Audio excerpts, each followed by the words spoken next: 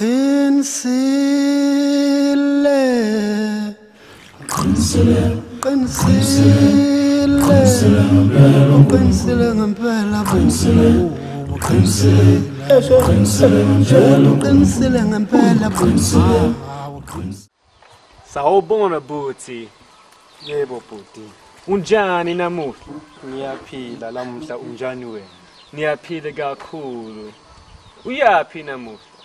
Namuhla bhuti ngiya edibhini. Hayi. Yeah. Unjani dipini namuhla? Kumnanzi kakhulu. Yebo. Yeah. Wena uyaphi bhuti? Ngiya esikolweni fundzise bamvana. Oh. Ufundise njani? Ufundise kahle? Ngifundzise kahle kakhulu nonke. Okay, bonke. Yebo. Okay, uhambe kahle bhuti. Siyabonga buthi. Yebo. Sala kahle. Nawe uhambe kahle.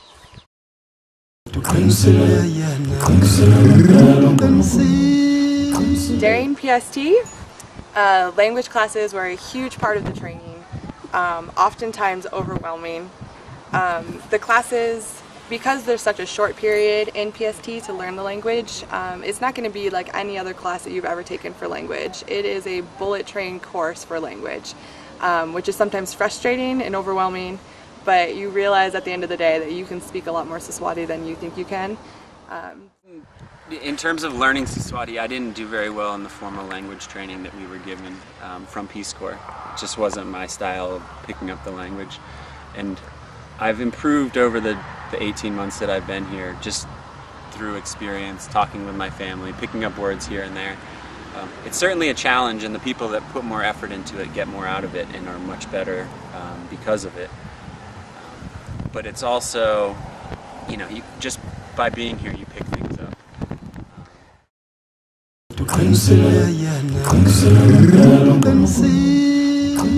Once you know siSwati, it's actually not a hard language to pick up on once you get the general principles down.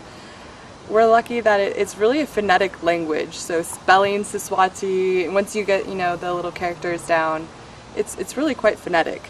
So I find myself that it's much easier to read siSwati. Like I can read words that I've never seen before, you know, based on what I've learned in my siSwati classes.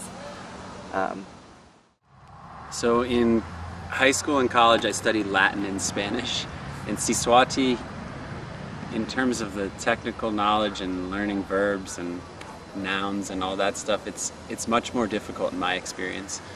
You're conjugating verbs and nouns. And I oftentimes find myself trying to remember my Spanish, and really I'm speaking in siSwati. So it's really confused my any memory I had of former languages. And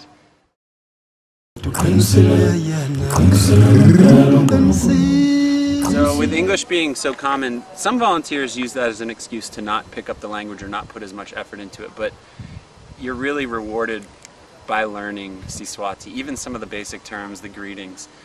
Because you walk around your community and you greet people in siSwati, or you know certain words in siSwati, or can interact to a certain level in siSwati, they really appreciate that. They see that as as you embracing their culture, embracing Swaziland, and, you know, really embracing the reasons that you're here volunteering. And